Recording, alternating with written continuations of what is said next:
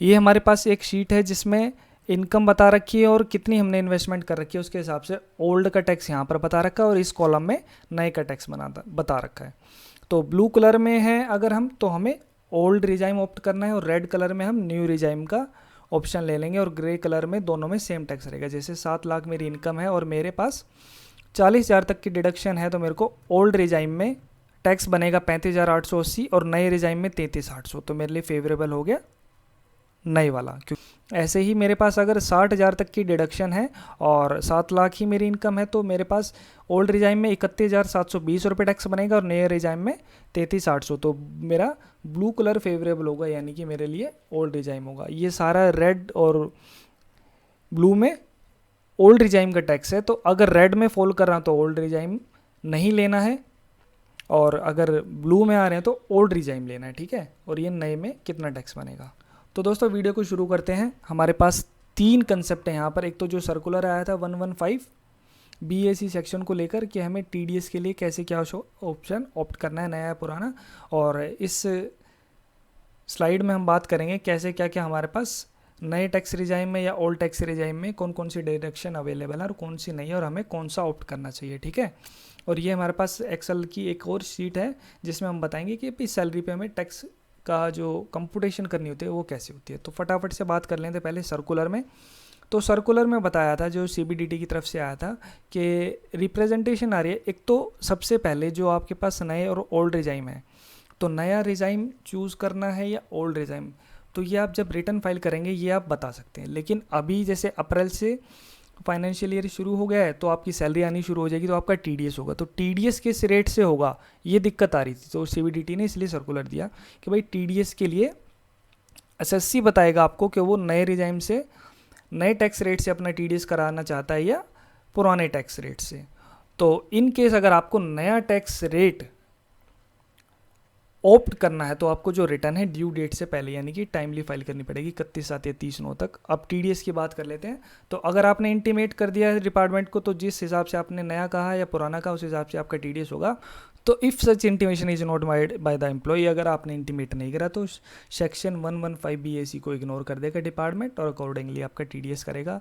और यहाँ पर बता रखा है 139(1) यानी कि आपको टाइमली ही अपनी रिटर्न फाइल करनी पड़ेगी रिटर्न करते वक्त, अगर आपको ये ऑप्शन एक्सरसाइज करना है तो। यानी कि नए या पुरानी की चॉइस आपको तभी मिलेगी जब आप टाइमली रिटर्न फाइल करेंगे। अगर टाइमली रिटर्न फाइल नहीं करा है तो नया वाला ऑप्शन आपको नहीं मिलेगा, आपको ओल्ड के हिसाब से ही फिर टैक्स भरना पड़ेगा। फर्दर इन केस आप person whose income under PGBP, अगर आपकी प्रॉफिट एंड बिजनेस की भी कोई इनकम है तो भी आपको टाइमली रिटर्न फाइल करना है। और बिजनेस की इनकम में अगर आपने मान लेते हैं टाइमली फाइल करी और इस साल आपने नया या पुराना कोई भी ऑप्शन सिलेक्ट कर लिया, तो नेक्स्ट ईयर आपको वही ऑप्शन मिलेगा, आप ऑप्शन चेंज नहीं कर सकते। और अगर आपकी बिजनेस के अलावा कोई इनकम है तो आप रिटर्न फाइलिंग के टाइम पे हर साल चेंज कर पाएंगे अपना ऑप्शन। तो अब हम अपनी PPT को देख लेते हैं।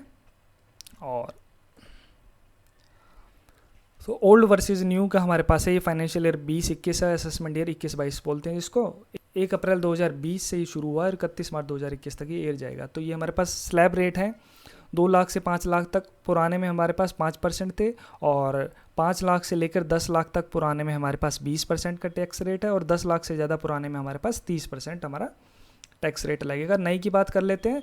नए में 2.5 लाख तक नील है, बेसिक एग्जम्पशन लिमिट जिसको बोलते हैं। 2.5 लाख से 5 लाख तक 5% है। उसके बाद 2.5 लाख का, आप जैसे आपकी 2.5 लाख इनकम बढ़ेगी वैसे आपका 5% टैक्स भी बढ़ता जाएगा। जैसे यहाँ पर 5 से 7.5 10, फिर 7.5 से 10 लाख तक 15%, और 10 से 12.5 लाख तक 20%, 12.5 से 15 लाख तक आपको 25% के हिसाब से टैक्स कैलकुलेट करना है, और 15 लाख के ऊपर आपको 30% कैलकुलेट करना है। तो जो मेनली जो हमारा पुराना टैक्स स्ट्रक्चर था जिसमें हमारे पास ये रेट आ रहे थे 5, 20 और 30 का, इसमें हमारे पास बहुत सारी डिडक्शन थी। वो डिडक्शन ये वाली हैं। तो अगर हम पुराने वाले में रहते हैं तो ये डिडक्शन हमें मिलेंगी, और नए वाले टैक्स रेट यानी कि जो ये नए वाले रेट आ रहे 5, 10, 15, 20, 25, 30 के, इन वाले से हिसाब से हम अपना TDS या रिटर्न फाइल करेंगे तो हमको ये डिडक्शन नहीं मिलेंगी, ठीक है। तो डिडक्शन कौन कौन सी नहीं मिलेंगी, अगर मैं नई की तरफ जाता हूँ और पुराने में जाता हूँ तो ये वाली हमें मिल जाएंगी। जैसे स्टैंडर्ड डिडक्शन थी सैलरीड लोगों के लिए, वो पुराने में मिलेगी, नया लेते हैं तो नहीं मिलेगी। हाउस रेंट अलाउंस हमें मिल जाएगा, और ATC, ATCCC, ATCCD, ATC में हमारी सारी नॉर्मल सेविंग आती हैं, LIC इंश्योरेंस, प्रोविडेंट फंड, और ATD में मेरा मेडिकल इंश्योरेंस आता है, ATE में एजुकेशन लोन आता है, ठीक है, ATG में डोनेशन आता है। तो ये 80 चैप्टर 6 के सारे डिडक्शन ये हमें पुराने प्रोविज़न में मिल जाएंगे, पुराने स्लैब रेट में, नए में नहीं मिलेंगे। जो मेन और कहें एक बड़ा डिडक्शन हमें नहीं मिलेगा नए वाले में, वो है 24B। अगर मेरे पास सेल्फ ऑक्यूपाइड प्रॉपर्टी, यानी कि मैं खुद रह रहा हूँ उस प्रॉपर्टी में, तो प्रॉपर्टी का जो लोन होता था उस लोन के इंटरेस्ट की 2 लाख तक डिडक्शन हमें मिलती थी पुराने वाले में, ये नए वाले में नहीं मिलेगी। लेकिन अगर प्रॉपर्टी लेट आउट है, यानी कि रेंट पे दे रखी है, तो मेरे को मिल जाएगी नए वाले में भी, क्योंकि नए वाले में फिर रेंट एक इनकम प्लस कर रहा होगा और भाई लोन का इंटरेस्ट माइनस कर रहा होगा, तो प्लस माइनस दोनों बराबर होंगे, इसलिए लेट आउट वाले केस में मिल जाएगा। HRE का डिडक्शन आपको नहीं मिलेगा नए वाले में। और ये अलाउंस है 1014 में और 1017 में। जैसे आपका ट्रैवलिंग अलाउंस होता है, ट्रांसपोर्ट अलाउंस, चिल्ड्रन अलाउंस और क्लबिंग के प्रोविज़न होते हैं, तो बहुत सारे अलाउंस है, वो भी मैं अभी दिखाता हूँ। इन 10, 14 और 1017 में कौन से डिडक्शन, 16 में कौन से होते हैं, स्टैंडर्ड डिडक्शन होगी, प्रोफेशनल टैक्स हो गए, ये सारे आपको पुराने स्लैब रेट अगर ऑप्ट करते हो तो मिलेंगे, नए वाले में नहीं मिलेंगे, ठीक है। और फैमिली जो पेंशन होती है वो 1/3 या कहें 15,000 जो भी लोअर होता है उसकी डिडक्शन हमें मिलती है, तो वो हमारे को नहीं मिलेगी नए वाले में अगर हम जाते हैं तो। पुराने वाले में तो क्योंकि है ही वो मिलेगी, पुराने प्रोविज़न पुराने वाले में मिल जाएंगे। Deduction on account of clubbing of minor, अगर माइनर की इनकम किसी भी पेरेंट्स जिसकी हायर होती है उसमें क्लब होती है तो उसमें कुछ डिडक्शन मिलती है पर मंथ की, तो वो हमको नए वाले स्ट्रक्चर में नहीं मिलेगी, ठीक है। अब ये डिडक्शन भी एक बार मैं आप लोगों को दिखा देता हूँ फटाफट से। डिडक्शन 1014 की क्या है ये देखिए, ऑफिशियल साइट है और असेसमेंट ईयर 21, 22 के लिए है ये बिल्कुल। तो 1014 में देखो ये आपकी जो अलाउंसेस हैं ये आपको पुराने वाले में इनकी डिडक्शन मिलेगी और नए वाले में नहीं मिलेगी। जैसे children education, hostel, transportation allowance, convince allowance हो गए, डेली अलाउंस मिलते हैं, हेल्पर के अलाउंस मिलते हैं, ठीक है। ऐसे ही 1014 और 1017 इसका पूरा मैं आपको जो फाइल है उसका लिंक दे दूंगा डिस्क्रिप्शन में, आप आराम से पढ़ सकते हैं कि मेरे ये डिडक्शन है तो मेरे को मिल रहे हैं नहीं मिल रहे। अब सेक्शन 16 की भी बात कर लेते हैं मेन। तो स्टैंडर्ड डिडक्शन पुराने वाले में मिलेगी और एंटरटेनमेंट अलाउंस होता है, प्रोफेशनल टैक्स है, तो ये 16 में कवर है, तो ये पुराने वाले में आपको मिल जाएंगे और नए वाले में आपको नहीं मिलेंगे, ठीक है। तो ये हमारे पास आ गया बेसिक डिफरेंस कि भाई नए वाले में जो टैक्स का रेट है वो कम आ रहा है तो ये सारी डिडक्शन भी जा रही है। मेन हमारे पास 80C और ये होती है, ठीक है। अच्छा यहाँ पर एक बात बताते तो नए वाले में एक पेंशन स्कीम होती है 80CCD 1 और 2। 1 में एम्प्लॉई का पार्ट होता है और 2 में जो एम्प्लॉयर हमारा देता है 10% ऑफ सैलरी का, तो वो हमको मिल जाएगा नए वाले में भी, ठीक है। ये आप लिखा भी हुआ जैसे चैप्टर 6 से में only contribution made by the employer to pension scheme में, आपकी पेंशन स्कीम में जो आपके एम्प्लॉयर ने कंट्रीब्यूशन कराया CCD 2 में जो मैक्सिमम 10% ऑफ सैलरी होता है वो आपको मिल जाएगा, ठीक है। और यहाँ पे वही बात लिखी हुई है जो मैंने बता दी कि भाई लेट आउट है अगर प्रॉपर्टी तो उसका जो इंटरेस्ट पेड करा है उसके लोन का जो इंटरेस्ट है लेट आउट प्रॉपर्टी का वो डिडक्शन उसको मिल जाएगा आपको नए में। The option is to exercise at the time of filing, तो रिटर्न आप जब फाइल करते हैं आपको तब बताना कि भाई मेरे को नए के हिसाब से अपना टैक्स भरना है या पुराने के हिसाब से। If you want to opt for new scheme file return before due date, यानी कि अगर आपको ये नया वाला स्ट्रक्चर चाहिए, न्यू टैक्स रेट चाहिए तो रिटर्न लेट फाइल नहीं करनी, 31/7 और 30/9 से पहले ही फाइल कर देनी है। In case of return if filed after due date you can not opt for paying tax under new, तो अगर आपने लेट फाइल करी तो आपको न्यू टैक्स रिजाइम नहीं मिलेगा और आपके लिए मैंडेटरी हो जाएगा पुराने के हिसाब से टैक्स भरना, यानी कि 5, 20 और 30% का स्लैब और डिडक्शन आपको मिल जाएंगी, ठीक है। तो अब एक एनालिसिस मैंने किया है, तो अगर आपकी 6 लाख तक की इनकम है और आपके पास कोई डिडक्शन नहीं है तो आप ओल्ड रिजाइम में अपना टैक्स क्लेम कर सकते हैं। ओल्ड रिजाइम में अपना टैक्स कैलकुलेट करिए और भरिए। और अगर आपकी इनकम 15 लाख तक की है और if person has a deduction of 2 lakh और आपकी जो सेविंग है 2 लाख या उससे ज़्यादा की है डिडक्शन या इन्वेस्टमेंट के लिए TCs ये जितने भी डिडक्शन सारे मिला के, तो आपके लिए ओल्ड रिजाइम ही बेनिफिशियल है, ठीक है। तो अब बात कर लेते हैं, यहाँ पर एक HRA आ रहा था, तो HRA की ना पर्टिकुलर कैलकुलेशन होती है वो मैं आपको बता रहा हूँ क्योंकि इन द वीडियो के एंड में आपको बताऊँगा ना आपको टैक्स कैलकुलेट कैसे करना है, तो वहाँ पर हेल्प करेगी आपको ये। तो आपको ना इन तीनों पॉइंट में से ABC में से 3 आपके पास अमाउंट आएंगे, तीनों में से जो भी अमाउंट आएंगे उसका लोअर आपके लिए डिडक्शन मिल जाएगी। HRA की एक अलग से भी वीडियो मैं बना दूंगा आप लोगों के लिए।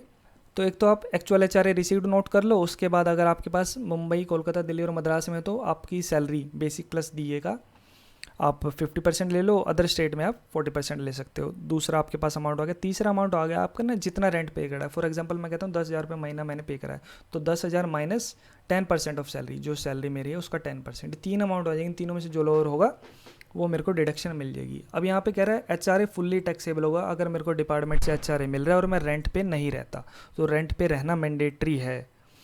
और it is mandatory for employer to report PAN number. और अगर आपका जो रेंट आप पे कर रहे हो 1 लाख से ज़्यादा का है, तो आपको अपने लैंडलॉर्ड का, जिसके आप यहाँ रहे हैं, उसका पैन नंबर आपको बताना पड़ेगा। एक्सेल, ये हमारे पास हमारे एक शीट है और इस शीट में हम कैलकुलेशन बता रहे हैं। ये जो मेरे पास शीट है इसमें मैंने बताया कि भाई इतनी इतनी सैलरी है और इतना इतना डिडक्शन है, तो कौन से रिजाइम में जाना है। ये नए के हिसाब से टैक्स है और ये सारे कलर जो आ रहे हैं ये पुराने के हिसाब से टैक्स है। तो कलर में अगर ब्लू कलर है तो मेरे को पुराना वाला ऑप्ट करना है, और रेड कलर है तो मेरे को नया ऑप्ट करना है, और अगर मेरा ग्रे कलर है तो मैं कोई सा भी ले लूँ, लगभग इक्वल ही टैक्स रहेगा मेरा। तो ये शीट आप लोग कमेंट कर सकते हैं नीचे, अपना मेल आईडी मैं आपको मेल कर दूंगा, और या फिर आप कमेंट में बता सकते हैं कि आपकी इनकम और डिडक्शन कितनी बन रही है, तो मैं आपको एडवाइस कर सकता हूँ कि आपका नया वाला ऑप्शन आपके लिए बेटर है या ओल्ड टैक्स रेट आपके लिए बेटर है। तो बात कर लेते हैं। तो सैलरी इनकम है या जो भी आपकी इनकम है, अगर आपको टैक्स कैलकुलेट करना है, कैसे करना है, अपनी सैलरी DHRA बोनस जोड़ लेंगे, उसमें से एक स्टैंडर्ड डिडक्शन अगर आप पुराने में हैं तो आपको मिल जाएगी, HRA का मिल जाएगा, प्रोफेशनल टैक्स का मिल जाएगा। नए में है तो ये तीनों आपको नहीं मिलेंगी। यहाँ पर आपकी सैलरी आ जाएगी।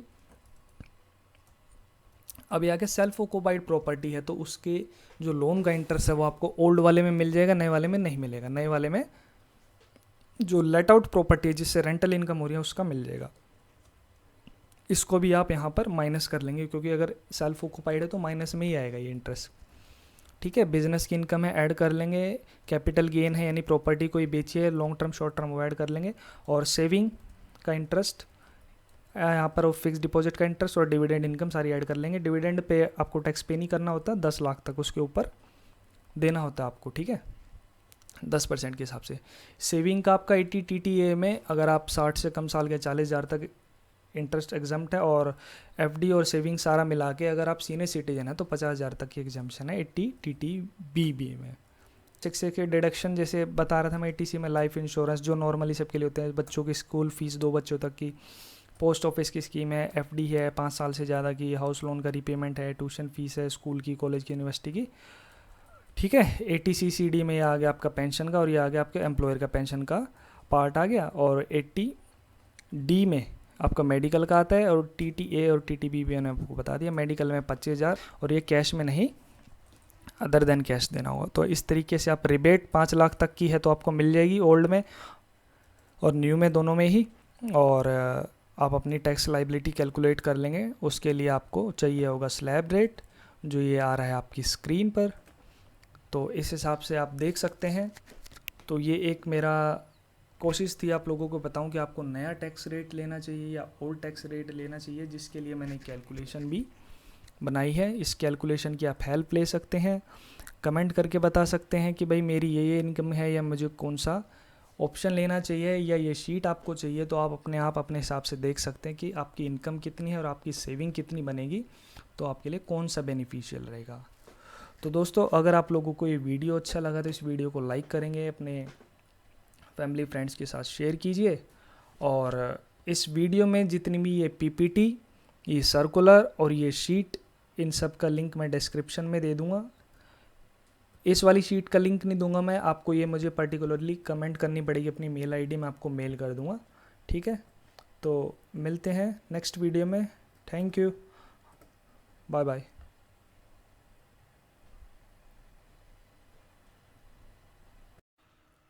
सब्सक्राइब कीजिए फाइनेंस ज्ञान चैनल को और बेल आइकन को दबाइए लेटेस्ट वीडियो सबसे पहले देखने के लिए।